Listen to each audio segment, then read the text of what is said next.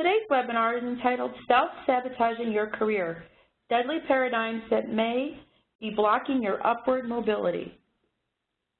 Our presenter today is Patty Phillips. After graduating from RIT's MBA program in 1990, Patty's career began as a commercial banker for J.P. Morgan Chase. After making a career-changing decision, Patty left Chase after 10 years to manage the upstate New York operation for Drake Beam Moran, a global outplacement consulting firm. At DBM, she helped hundreds of downsized professionals transition successfully from one career path to another. Patty was next recruited to head up the Career Management Office of the Simon Graduate School of Business at the University of Rochester, a top 30 ranked MBA program where proper matching of student talent to employer needs increases the school's graduating student employment rate and national ranking during her leadership tenure. Patty launched her own retained executive search and career management firm in 2011 called Clarity Recruiting and Career Management. She primarily works with upstate New York corporations and nonprofit organizations, bringing the rigorous discipline of retained recruiting practices, formerly reserved only for C-suite roles, to important middle management and senior management searches. At Clarity, Patty also works with recent college graduates and adults in their 20s and early 30s who need help launching or relaunching a successful professional career. Show Patty an unemployed or underemployed young professional and she'll show you an individual that has typically failed to specifically answer the question, what would you like to do for a living? Patty works with individuals in this situation to first identify right livelihood and then plan and execute a job search strategy to achieve that uncovered goal. Now I am pleased to introduce to you Patty Phillips. Thank you, Cindy, and good afternoon, everyone. I'm looking forward to spending the next hour with you. And what I plan on reviewing this afternoon are based on my work with individuals and their career struggles, either within the organization they're working for or their desire to switch to something else. The presentation today is based on the most common situations that people bring to me, thorny, sticky career management issues, and then how we work through them together. Your issue, if you have one, may or may not be this top 5, but I do think that the breadth and depth of what we're going to cover today will touch everyone in the audience in one way or another. To get started, I'd like to have us all on the same page in terms of how career decisions are typically made based on my observation and experience. Career decisions or career moves typically are either accidental or intentional, which of course makes sense. It must be one or the other. When we start our careers, however, I challenge you to think about how you landed your first 2 or 3 professional level positions. Typically, when we're starting our career, those moves are more accidental than they are intentional. And it really is more based on, rather than a lack of planning, it's a lack of knowledge of what's out there and what could I do. I have had the opportunity recently to visit one of my children's middle schools and do a presentation on Career Day. And I asked them, you know, these are kids that are 13, 14 years old, what they think they would like to do. And you can imagine that the responses were perhaps what you remember coming out of your own mouth or what you have going on at your own kitchen table. Folks want to be veterinarians, or they want to be firemen, or they might know enough to pick sports management because they like sports. But it's typically the age-old doctor, lawyer, Indian chief, very simplistic views of careers because it's what they know. I had a couple of interesting answers in the audience where one child said that she wanted to be a graphic designer. And I thought to myself, out loud actually, I said, wow, that's impressive. How do you know about that career? And she said, well, that's what my mom does. So it's very, very normal that we only know what we know, and we tend to get going on those paths. Perhaps yours started with an internship. But if you think about how you learned of that internship, it probably wasn't a dream job or something that you thought of ahead of time. It's what was posted and available at that moment in time, and that's what moved you forward. Over time, most of us do meander, my formal technical term here, most people meander towards right livelihood. We'd like to think that career success and career pathing looks more like on the left. It's a decision is made in a straight linear path, but in reality, for those of you that have been in your careers for a bit, you know that it really looks a lot more like that squiggle on the right. When I say meandering towards right livelihood, I'd like to pause on that for a minute and give you an example of what I mean. Sometimes, even if we aren't smart enough in our own careers to figure out what it is that we're good at and what we should be doing, it's other people that recognize that talent within us. I remember one time when I was working with a woman who had a career and an educational background in the field of accounting. She wasn't a CPA, she was working within a private organization in their accounting department. And she revealed to me while I was working with her that she really couldn't stand detail. I hope people would be laughing if we could hear you, because that is a rather deadly combination of somebody in accounting that doesn't like detail. But what's interesting is what happened next for her in her career.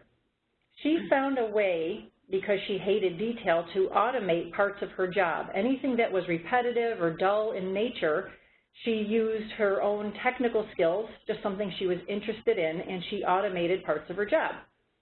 Lo and behold, coworkers that are peeking over her shoulder were asking her, well, how'd you do that? That's really cool. You got that monthly report, pulling together information from those 3 other reports. Can you help me do that?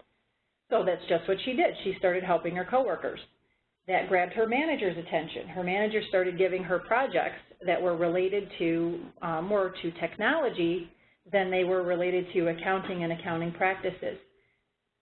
So she didn't know and wasn't insightful enough about her own skills and interests to make an IT career decision, but the way that people noted her talent and gave her different assignments pushed her in that direction, and that's exactly what she did. She made a career switch over to information technology, and using that accounting background, she obviously started in that industry, but doing IT-related projects, and she went down a very successful career path in IT leadership based on really what might seem like that right swiggle, some happenstance based on the people she was working with and the talent that they saw.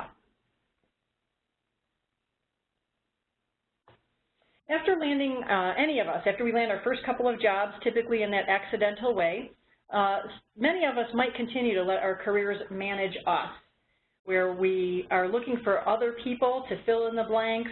We learn a little bit from a job. When we become dissatisfied, we might move to a different role in the company we're with or to a different organization. But typically not, in my experience, based on a lot of detailed forethought of where to head one's career.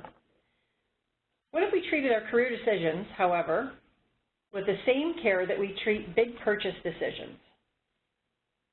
So if we look at the images in front of you, those are big purchase decisions, right? They're kind of fun. When you need a new car, it's kind of fun to explore what's available, what's out there, gas mileage, how many doors do I need, am I going to be towing anything, what has good reliability. None of us hesitate to either do that research or ask friends that have vehicles maybe that we thought were kind of cool, and we ask them, do you like it, what's it like? I know I personally just went through this decision with a washer dryer, which I was very excited to do. I did my consumer reports research, actually sent an email out to a bunch of friends because I heard horror stories about front load washers and foul smells that emanate from them over time, right? So I did a lot of research to get very comfortable. The actual purchase decision, however, the move that I made when buying that washer and dryer, that happened in all about 10 minutes. I knew where I was going, I knew where the prices was, I walked in and delighted some poor salesman by saying, I'll take those 2. Most of us, when it comes to career decisions, put nowhere near the amount of planning and forethought into them as we do with those big purchase decisions. When it comes to our careers, how do we decide our next move? Typically one of 2 ways. Either aversion is one of the ways, aversion as a motivator. So that really is running away from something, isn't it? There's something about what I'm doing or the people I'm working with or the organization and what it does that doesn't sit right with me. I'm not engaged in my work. I'm less focused on the end game, and I'm reacting to requests for productivity as opposed to me feeling very engaged and, gee, what can I do next for the team? A lot of times this is how I meet individuals. And it's one of the basic questions that I ask when looking to help someone with their career. Now, are we running from something, or are we running towards something where attraction is the motivator? deciding that you're ready for a new challenge, you have a new idea, you have an idea of how you would like to use your favorite skills more often and drop some of that stuff that we hate doing, and that's running towards something. Aversion as a motivator is the #1 motivator that I see when I'm working with folks. Attraction is much less often the reason that someone comes forward with some level of or unhappiness with their careers. I met a gentleman, and it was a great example of attraction as a motivator. I met a gentleman when I was working for the Simon School here at the University of Rochester in Rochester. And he was a speaker, and I won't tell you what he did for a living yet. He was a speaker. I was working in career management, so I was spending some time with him about his presentation and who he might be spending time with in the audience. And he told me about his career path. This guy said he started in IT, you know, a computer geek back in the days of punch cards. And what he really wanted to be when he grew up was an investment banker. Of course, and he was in New York. He couldn't get the time of day. What does IT have to do with investment banking? So he went through all the official paths, got no traction with interviewing. No one would take him seriously. And because he was using attraction as his motivator, he knew what he wanted, and he was confident in it. He was willing to get there in more than one chess move, as I call them. He got himself a position in IT, the lowest of low levels, with, I think it was Goldman Sachs at the time. And what he ended up doing was, you know, he's crawling under the desk and hooking up people's equipment and, you know, taking care of printers. But he kept his eye on the ball and continued to make himself useful. He always asked questions about the work itself, the people he was supporting, what they were doing and why. He never ate alone. He was always talking to people about that path that he sees himself on and would demonstrate his knowledge based on things that he read and so on. Well, over time, he did get enough attention where somebody gave him a shot to get into a basic training program on the investment banking side. So you guessed it, he turned out to be someone that was very talented in investment banking and very successful and moved up in the organization. And he, in particular, was working in investment banking for motion pictures. He was at the Simon School on that particular day because he was now working for Sony, and he was the head of Sony USA. So here's a guy that was using attraction as a motivator and some focus and some planning and some perseverance that set his eye on the ball and never turned away and became really wildly successful. He was very, very humble about his beginnings. But I think a great story for the power of attraction as a motivator to change, be it up in the same company or out, versus aversion. And as I mentioned, aversion is the one that is most common, but it is also the one that tends to lead to a series and a succession of poor moves after poor moves because the individual still hasn't identified what they want to do. So here's your big takeaway, and I'll give it early. The biggest contributor to career self-sabotage is a lack of fact-based decision-making. We're going to hold on to that thought as we walk through those 5 most common paradigms that I find people telling me about when they are trying to break through some sort of a blockage in their career. Paradigm number 1, there are no jobs out there at my level. Now, I always take pause with individuals when they come out with this statement, and the first thing I want to know is, how do we know this? Is this a fact? Or is this a theory? And how do we and how should we test this theory? So the old Family Circus cartoon, some of you might remember. Very good. Can you explain how you came up with the answer? Nope, I think it was just divine intervention. When I ask people how they know there are no jobs out there at their level, the response doesn't have anything to do with that kind of research that we were just discussing. It has a lot to do with emotion. So if we approach it from more of a planning and planful fact-based approach, one should be wondering, before making a statement like that, how many companies are in your desired geography that actually employ your desired position? Don't focus on how many of them are hiring. It's almost irrelevant in the beginning. Focus only on how many are hiring and who they are. Ask yourself, if you're convinced there's no jobs out there at your level, well, how many people in each company that has the capacity to hire you if they had an opening? How many people have you actually met with? And which people? The people that have the authority to hire you, or the people that have the authority to influence a hiring decision for your function? Have you met with any of those folks before making that conclusion that there's no jobs out there? What do those people have to say? What's their viewpoint on whether or not there are jobs out there? And it's really only after answering these questions can you make a statement like, there are no jobs out there at my level. Typically, in working with individuals and helping them be more fact-based in their approach, we completely dispel this myth pretty quickly in the process, because they end up getting very energized by what is possible and what's available out there. And again, not about job openings, but about the function, the companies that hire them, because there is always change and turmoil going on, and I can promise you it is always hard to find good people. When I was working at, Cindy mentioned in the beginning of the presentation, I worked for an organization called Drake B. Morin.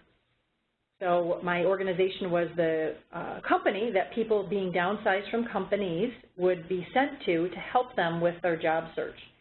And there was a particular point in time when I was working with a lot of folks from Xerox here in the Rochester area. This would be back when in the mid-2000s, when Xerox stock was incredibly low.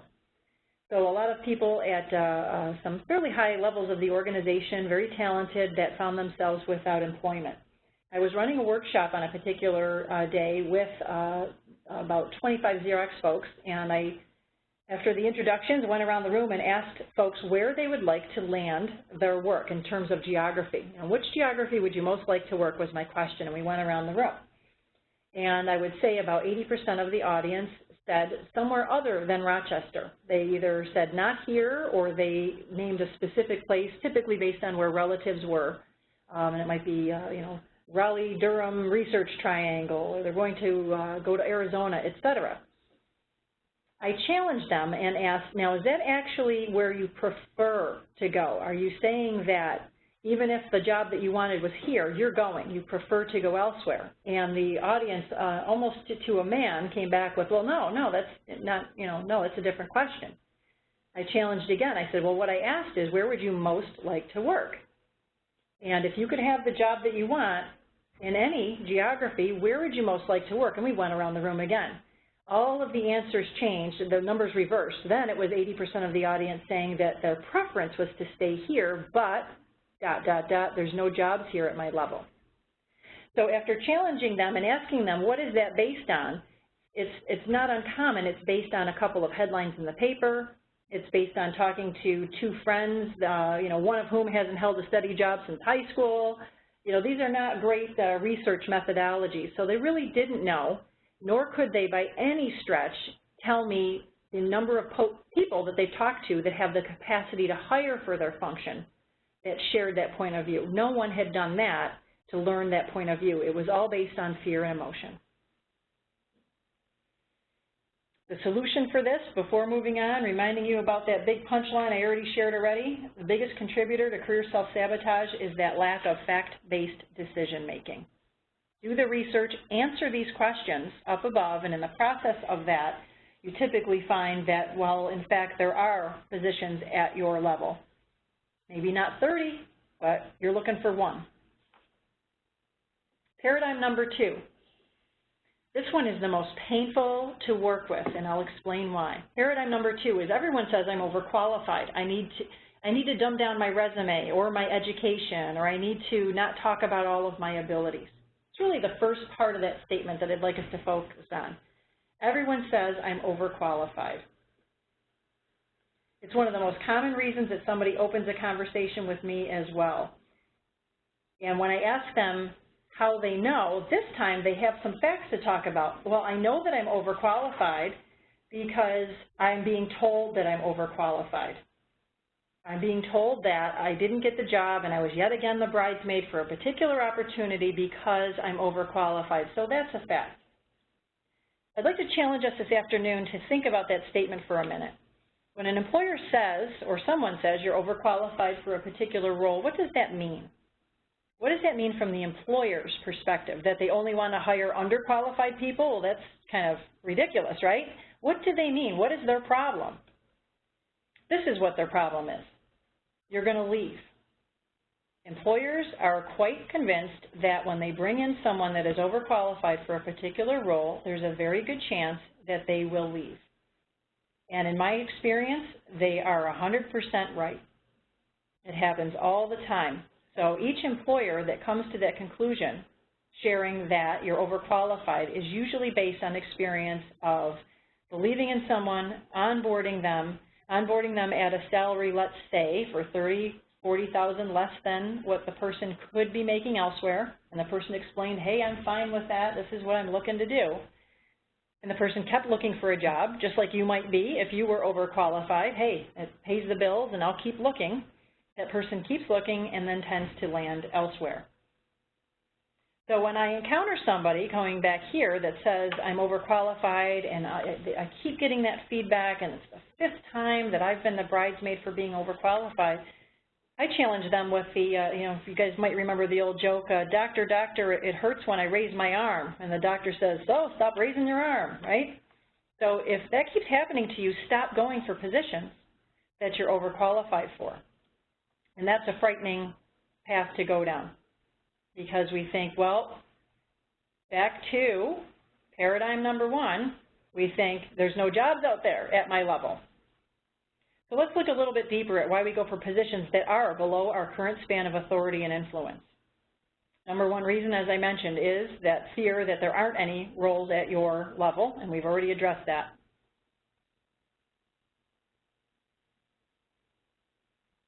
Research, decide, act. That's the pattern that you need to get in your head and work with. When people go for those positions, I mentioned this is the most painful situation I see, is that it typically is born out of looking for positions online, looking at job descriptions, looking at postings, and saying, not I want to do that, but I'm sure I could hear you answer this, I can do that. I'm capable of doing that. I can do that job. And they spend their entire job search time, very valuable and precious time, chasing things that are below their span of authority and influence based on that fear of there's no jobs out there. Prove it to yourself first. Don't go for any more positions below your level. Only go for things that are at your level. You have worked hard. You have a body of knowledge. You have industry experience. You have functional experience. Believe in it. And go for the 2 positions in your geography that are appropriate for you, and don't worry about these 30 that are more attractive because there's 30 of them. Don't worry about those. Those aren't for you.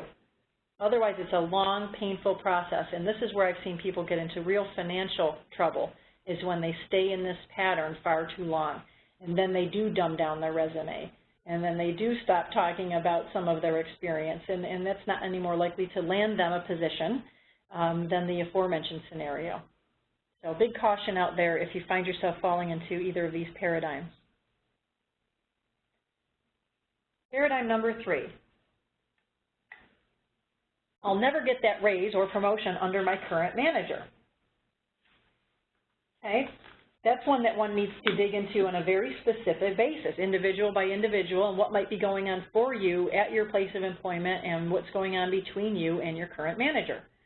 But let's look at some possible reasons why you might not be being promoted or compensated at the level that you think you should be, or getting the exciting projects. Let's look at some possible reasons first. Yes, it could be, maybe, that your manager is jealous of you, that your manager is intimidated by you, that your manager hates you, etc.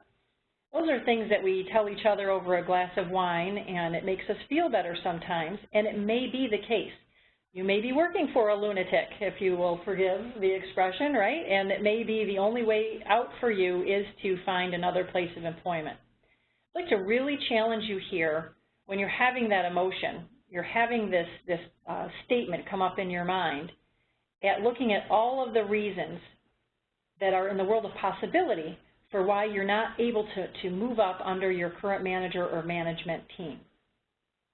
So in addition to the possibility that they are intimidated, jealous, etc., in my experience, much more likely are the following reasons. The manager doesn't have confidence in your abilities. And for this example, I'd like to have you thinking about that you actually do have the right abilities. You have the right stuff, but your manager doesn't have confidence in that. What I'd recommend to you if you find yourself in this boat is a terrific book called Crucial Conversations. And it's a quick read, it's a very practical read, but it teaches you how to make the space to have a very meaningful conversation with someone that you think you've had too many conversations with about this particular topic. So you might say, Patty, I'm not doing that again. I've been there, done that.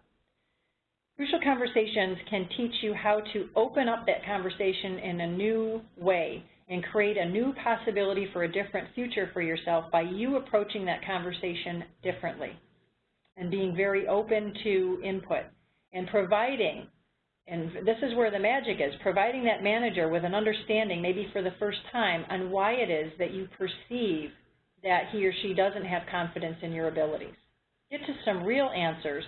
Real answers lead to the possibility of you putting an action plan into place with that manager. So if he or she articulates that there's a couple of skills that are missing or a couple of traits of yours that he or she would like to see adjusted, a real honest conversation can help you put a plan into place where you say, if I do X, Y, and Z, and we revisit my career in 6 months or in a year, will you do A, B, C? When you are very planful in that approach, when you are very open and honest and willing to open up a conversation in a new way, exactly those kinds of plans can fall out and you break forward. Perhaps you actually aren't ready for it. Perhaps you need more knowledge or you need more experience. The questions that you should be wondering is what you need to learn and how you will learn it. What are the missing pieces and how do you fill them in? That same type of a crucial conversation with your manager or peers even might help you identify that. Sometimes the reasons are out of everyone's control. It is the economics of the situation, be it the grand picture of the economy or the economics of your particular company. Maybe the company is in a downswing because of the macroeconomy, or maybe it is the last buggy whip maker on the planet, and this company's having some systemic issues. So that's up to you to try to identify, is this economic reason, which is the bigger blocker for whether or not you move forward, if that's your belief, is this a short-term or a long-term economic issue? And based on the response to that, you can decide accordingly. If it's a short-term issue, you like the company, you like what you do, you're just looking for more responsibility, this actually can lead to some opportunity as long as you are putting that plan into place. So maybe you decide, yeah, I'd like to stick it out. If it's more of a long-term or a permanent issue, you really don't see the leadership of the company taking you out of the current morass that your organization is in, then you can decide accordingly as opposed to having that decision made for you by the company when it gets into an even more difficult economic situation. So part of your research for this particular paradigm we're talking about is that you have to be courageous. You really have to take an honest inventory of your skills, of your interests, your habits, your traits, your performance, and determine if there are any reasons that you own, that you can control, that are related to why you're not able to move forward or why that's been more of a struggle. So to repeat, my goal isn't to put it all on you, right? There may be reasons completely outside of your control, but let's control what we can. So when we take that real, honest inventory, you might say to yourself, boy, my issue is, and I've seen it on my performance appraisals, I've known this about myself since school, I need to delegate more. I have a hard time doing that. I'm a control person. I can do it faster on my own, all of those good reasons, right? So I need to delegate more. So what I'm saying here is that is nowhere near deep enough. This is time to be honest with yourself. Do you really need another seminar on how to delegate more? If you do, I'm going to give you a real short seminar right now. Here's how you delegate more. Cindy, would you please X, Y, Z? And then Cindy goes and does it. It's not about asking someone to do something. There's something else going on. What sits behind your, in this example, of course, what sits behind your unwillingness to delegate? I mentioned control. Is it really a control issue? Is it a lack of confidence in the people that have been hired to do things with you and whether or not they can do it right? If you find yourself in a situation where you're struggling with training coworkers to do their job and wondering why you're not moving up the ladder, well, clearly that's an issue that you need to be even better at as you move up the ladder, and trying to orchestrate like an orchestra leader and work through the efforts of others as opposed to being an outstanding individual contributor. This paradigm, this sub-conversation we're having under this paradigm is a big reason that I see folks not moving forward, is they're amazing individual contributors and yet haven't yet crossed over into the concept of giving up that control, training others so that 3 people are doing your good work because you've taught them how to be you and a good worker as opposed to just it being yourself. So in summary, really take that hard, honest look at what is it that you need, and hopefully your manager can help you identify what do you need to move forward and how can you really get that skill under your belt. Probably not another seminar. Paradigm number 4. I'd like to do something else with my career, but it's too late now. What does it really mean when we say it's too late now? There's several things that we could be trying to articulate with this paradigm that I also face very often. Sometimes it's just, and this is very common, I'd like to do something else, I might even know what it is, but I have to go way back on salary in order to flip over into that career path, so that's just not going to fly. Or maybe it's an age-related issue, and I want to hop over here a couple of, if it's an age-related issue and you're wondering about that, a word about age discrimination, it certainly exists. You can't control it, right? But in my experience, it tends to be much more related to behaviors associated with aging as opposed to the static age that someone is in their particular career. So hiring managers, they tend not to be biased against older workers, but they're biased against the adverse behaviors that are commonly associated with aging. And what are some of those behaviors? Being a lack of a willingness to change, to take on and take in new information. You're going to be ill if I hire you. You're going to be sick more often than the average person, or you're not going to show up and be here at work. The last new thing that you learned was in 1984, right? It's the behaviors that people are biased against, not the static age. And there's absolutely ways to overcome that by demonstrating that you're not one of those. So I wanted to pause on this as it relates to this idea that, I'd like to do something else, but I can't now, and it's because of my age. If that's you, I have had the privilege of knowing so many people that have switched into really interesting careers later on, and it's because these words would never come out of their mouth. They just did what it took in terms of the knowledge and talking to the right people to be given a chance.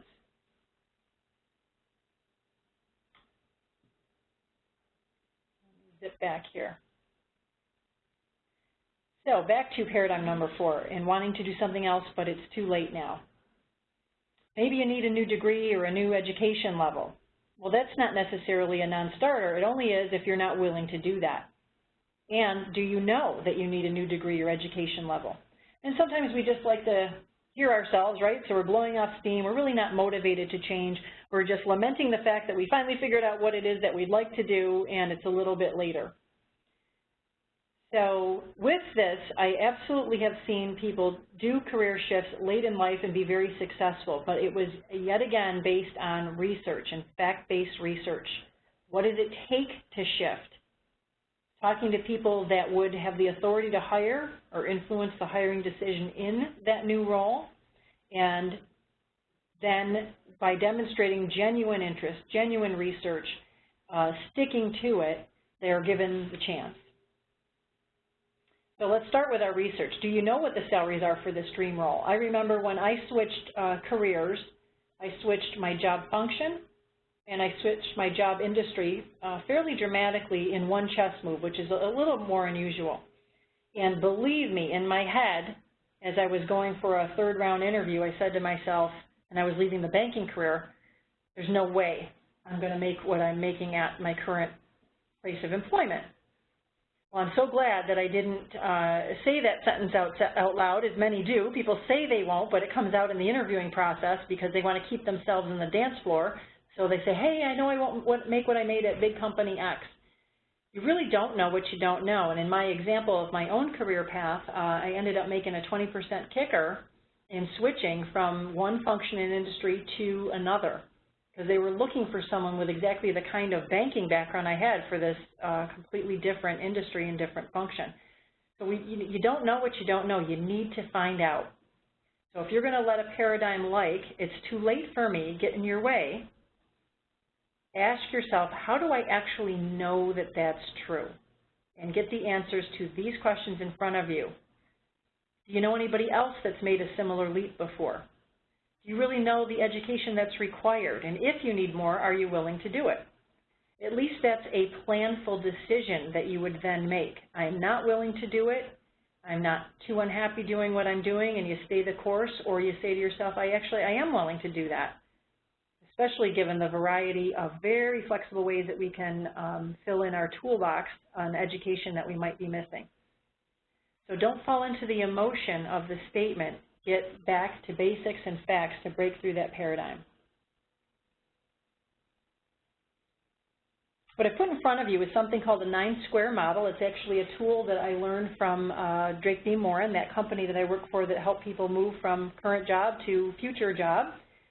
It's a very fun, helpful model to either use as a brainstorming tool for what else you might like to be doing if you want to change careers, or as a tool to figure out how complicated is the career change that you want to make, assuming that you knew what you wanted to do.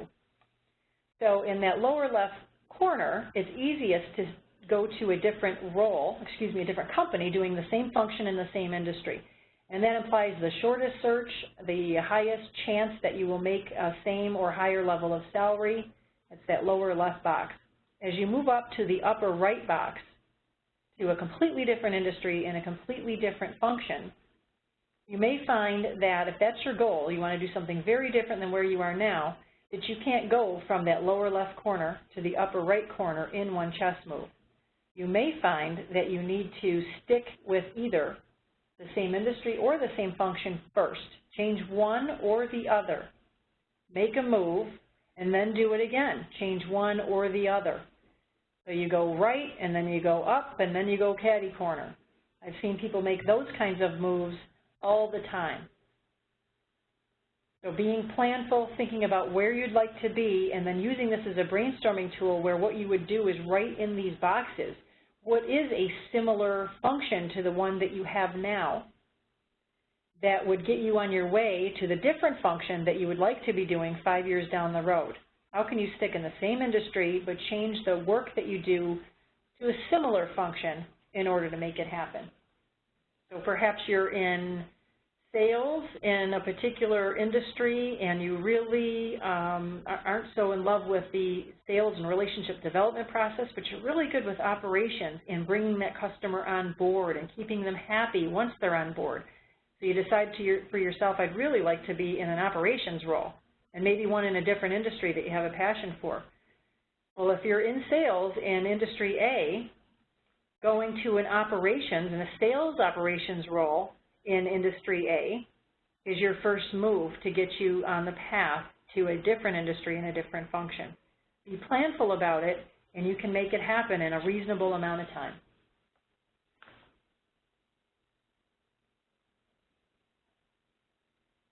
Paradigm number 5, our last paradigm to talk about this morning before we turn it over to you for questions that you might have. I'm re-entering the job market after taking time out for my family. I have to go back to nearly entry level to prove myself again. This is another example of a statement that's born out of some emotion, perhaps some fear, may or may not be true. You have to ask yourself, how do I know that? How do I know that's a true statement? So potential reasons why you might be thinking that you have to go backwards first. Perhaps when you took a step out of your career, you're in a really fast-moving industry, you like it, you want to get back into it, and it's changed quite a bit. Perhaps you're feeling that you can't compete against folks that are younger than you or that have more recent experience. Or perhaps you're not completely confident that you can do your old job function. It's, you're not sharing that, but that's kind of what sits underneath that statement of, I need to go back. Geez, it's been a while, I'm not sure. So how do we determine if some of this overall paradigm and some of these reasons behind it actually are true? This is going to look quite familiar. Getting answers and doing the research.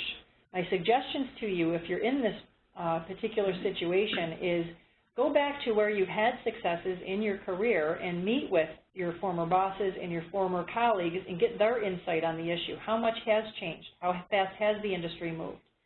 Where do they suggest that you jump back on? What you may learn is there's no reason for you to think that you have to move backward to begin with. Getting back involved, getting back on the runway, but getting with professional association meetings or board appointments if you're able to do that, or committees, but do that in a way that is much more meaningful. Actually join a committee, add value, volunteer for something. You will get to know them, they'll get to know you, and it gets you back in the game in a professional environment where you are much more likely to turn over an opportunity for yourself. Read everything you can get your hands on for updates in your industry and function, and in conversation, and in the quality of the questions that you ask people in your industry or function, they'll see that you haven't missed a beat. Even revisiting your old performance appraisals, calendars that remind you of some of the successes that you've had. Believe me, you've forgotten more than you remember. You want to get all of that back to the surface. It's a process that you should go through for revamping your resume, and it's incredibly important so you can have much more fruitful conversations. As I wear my recruiting hat, this reminds me of a client that I was working for. Was a bank that was looking for a senior trust counsel search that I was working on for them. And it came down to, after interviewing many candidates and a lot of research, it came down to two candidates. One was current in her field and employed and had a lot of the wonderful skills. And the other individual had been out of the market raising a family for 7 years. And she was also very professional and polished. And I can tell you that it came, the end of the story I'd love to tell you here is the one that was out of the market got the job. She didn't. The other individual actually won the day. But what I can tell you is that it's the last thing that the individual didn't do, the last bullet in front of you, that's where she dropped the ball. She, in no way did the employer care or mention once in fairly frank conversations with the employer about which individual to hire. They couldn't have cared less that she stepped out of the market. In fact, it was more of a point of admiration, and that they felt that she had stayed current and that she was relevant and that she could do the role. But she didn't do as good of a job selling herself on some of those prior experiences because she was in the interview saying things like, oh my gosh, it was so long ago, was it this or was it that, and the way that she was recounting some of her stories. And in a close tie, which is exactly what this was, the other individual won the day. But no one could have cared less that this individual had stepped out of the market for a while because she knew her stuff.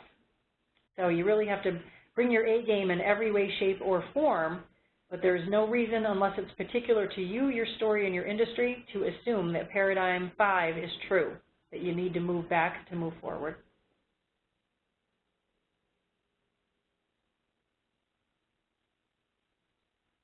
So our summary here, and looking to open this up to questions, this is that giveaway I told you really early on. It really is about researching, making a decision, and then taking action. Recognize emotional statements that one might make and the difference between those emotional statements and something that is fact-based and true. That's how I've been able to help and work with many people is we don't take anything at face value, and it is in the process of digging and researching and talking to people and informational interviewing. That's where their job search success actually comes from, is exactly that process. What questions do you have that I might be able to address for you? Patty, you've given us a lot to think about and a lot to act upon in our own careers, so thank you for sharing all those insights. Alumni out there, please feel free to enter your questions into the chat box so we can get them to Patty for some insightful answers. Quick question, Patty. Do you see a difference in behaviors or paradigms between men and women you've worked with in terms of their own career management? Only in one area. So I would say in general, alarmingly not. The situations that people face, those most common paradigms that I was just reviewing, they are as likely to come from a man as a woman. They're as likely to come from somebody that's early in their career, as well as 70-year-olds that I've had a chance to work with. We all tend to have some of the same emotions and fears, and that's really what it is that gets in our way. The exception to that is as it relates to typically within the same organization going for a raise. When it comes to getting into a new company, I find men and women are equally reluctant to push back and go for a counteroffer, and that typically is they just aren't comfortable with the language to use, and they're afraid it might vaporize into thin air. So there's a real reticence to go down that path, one that I highly recommend. But when it comes to getting raises in the same organization, I do see a difference where there's a wonderful Harvard Business Review article on this topic, and you can find it online for free. It's called Nice Girls Don't Ask. Women are less likely to ask for additional compensation when they get to the point where they feel that they are being underrepresented or underserved with salary. And there's a lot of great theory and information in there. A lot of it has to do with perhaps upbringing and our own ways of thinking. And that difference also comes out when it comes to applying for positions. Men are likely to go ahead and apply for an open position if they have, half, sometimes less than half of the skills that are asked for in that particular position description. A woman typically will not apply unless she feels that she has 80, 85, 90% of the skills that the position is asking for. So interesting differences. And as I said, that article, Nice Girls Don't Ask, very relevant and helpful as it relates to compensation and women's career pathing. But on the whole, I find the issues quite similar that men and women face. Fantastic. And other questions come in. Do you have strategies for moving upward in an environment that is pushing flat organizations? Yeah, in a flat organization, it's really about then your span of control and becoming more of a utility player. The same thing is true with senior management roles, right? There's only so many of them, and how do you, if it's a two-tiered management at the top, and how do you get to that next rung up? It's typically by demonstrating that you're a utility player. So it's the CFO that has a comfort level with winning business, that knows how business development works, that tries to work with business development peers to find ways that finance won't get in the way or will help bring business in the door. That's a finance person in a flat organization that gets noticed and gets a crack at that next level, which might be, running the show. So in a flat organization, that's the #1 strategy that I would recommend is how can you team with your wider sphere of peers to make their jobs easier. And those are the folks that tend to get pushed upward. And then, of course, your other option is in your industry for what it is you'd like to do, are there other organizations that are more tiered that might give you an opportunity or an opportunity sooner? Okay.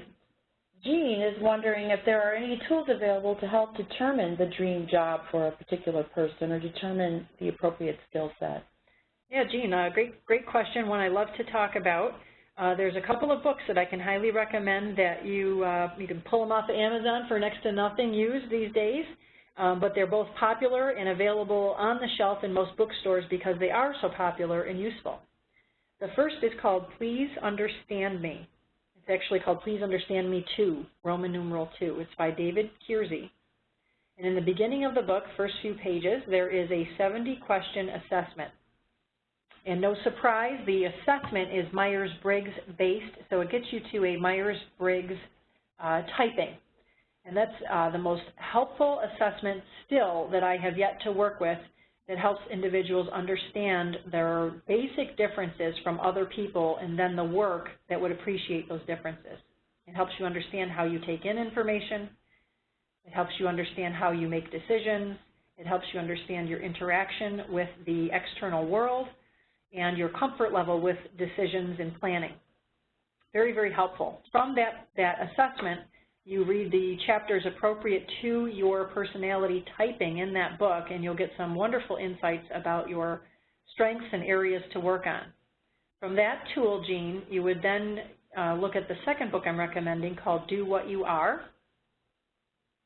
And in that book, it's broken down. Each chapter is based on those same Myers-Briggs breakdowns. You would look up your chapter, and that book has gone as far as to list out professions that people with whatever your personality temperament is, it lists out the professions that they're in and that they're successful and happy doing. So it's the best list that I have found. There's many, many lists out there and many assessments that point you in different directions. Mine in high school said I should be a box maker. No, thank you. This one, of course, has highlighted exactly what I do for a living now, and I didn't even know the name of what I do for a living now when I was trying to make some decisions. So it's incredibly insightful and accurate. It's really meant to not make you decide on a thing, but to open your mind about a family of roles that are likely to be better for you than others. Fabulous. Another question is coming from Christina, and I suspect that others may have similar question to this. She writes that her spouse's position has been relocated across the country, and she's worked part-time and was ready to move into a full-time position before they moved. She's in a different location. She's not familiar with any of the companies, don't have local contacts. What's your suggestion on how Christina's going to find that full-time job? Hi, Christina. That's always a scary place to find oneself in, right? So your network isn't there underneath you at present, and you don't know the organizations. It absolutely is a solvable riddle, and oftentimes I'm working with individuals that are trying to land positions across the country, and they don't even have the advantage that you do, which is it sounds like you're already in that new location, which is helpful. So a couple of suggestions to get you going. The first is identifying what are the professional associations for your function and or your industry. They surely are out there. There are professional associations for every walk of life. So there's probably one or two, either with monthly chapters in your location or in a nearby city. This strategy is one that people tend to follow last for some unknown reason, and yet people land positions in this way, where this is step one, time and time and time again. Because if you think about it, it puts you in a room full of employed people in your profession.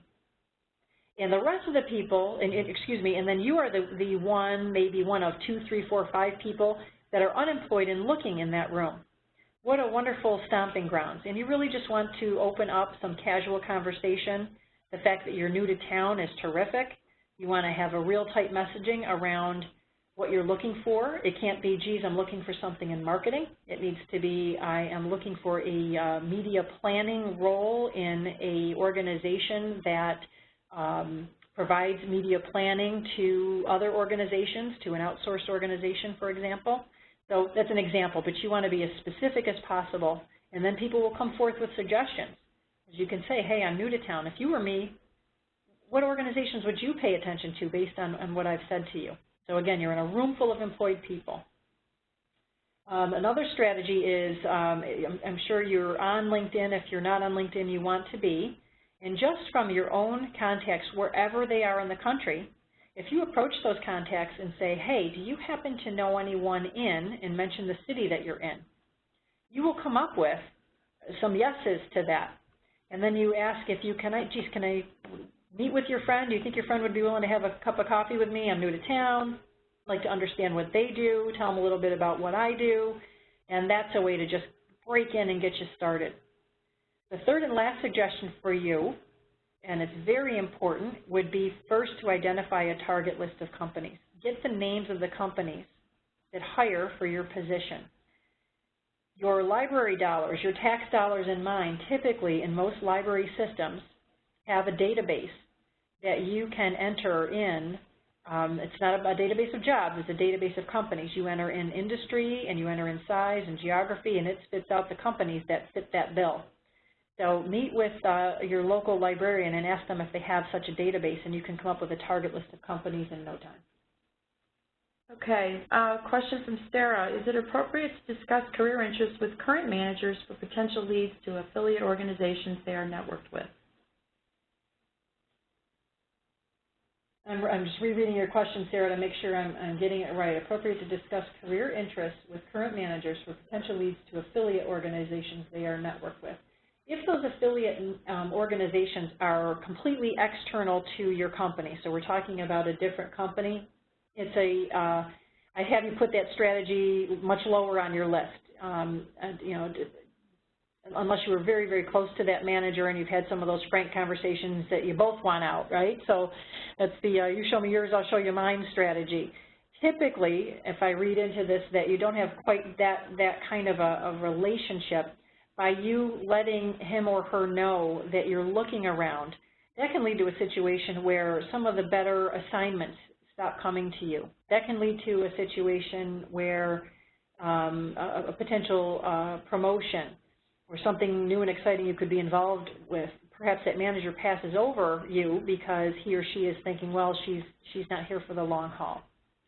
If, however, by affiliate you mean it's another company within the same organization, it's another subsidiary, if your goal is to stay with the organization, in that case it is appropriate to mention to that manager what you're interested in and why, and reassuring him or her that you certainly wouldn't do anything leaving him or her in the lurch, and that you would like to have an exploratory conversation with the person that he or she knows in the other organization. Thank you. We've got 2 minutes left, and I know that there's a couple of questions in the queue for some recent grads, but in the interest of time, I'm wondering if Patty would be willing to contact those folks offline because they have very specific questions. So I'm not going to say your name right. Siwi, who's the other one? Jillian and Lucia. Patty's going to reach out to the three of you directly because your questions are very, very specific, and we want to get you the right answer. And there was one more way up top, was there too, one? I think, Cindy, just to, I don't want to. Jillian, yep. Jillian, I'm sorry, yep. Thank you.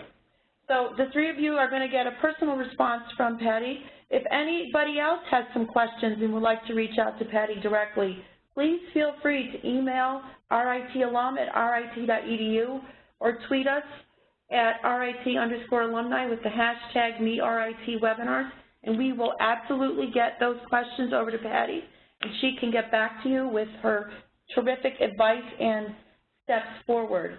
Patty, thank you so much for being with us today, and thank you to everyone in the audience who participated in today's webinar.